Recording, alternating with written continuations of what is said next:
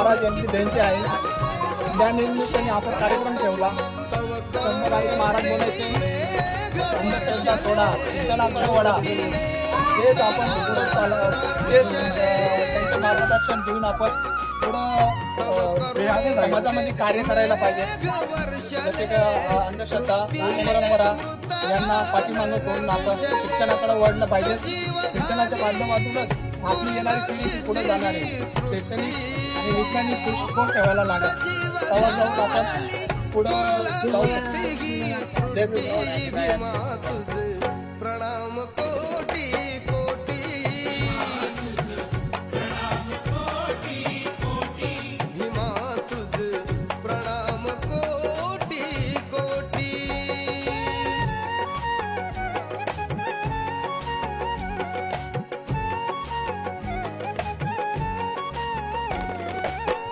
बहरून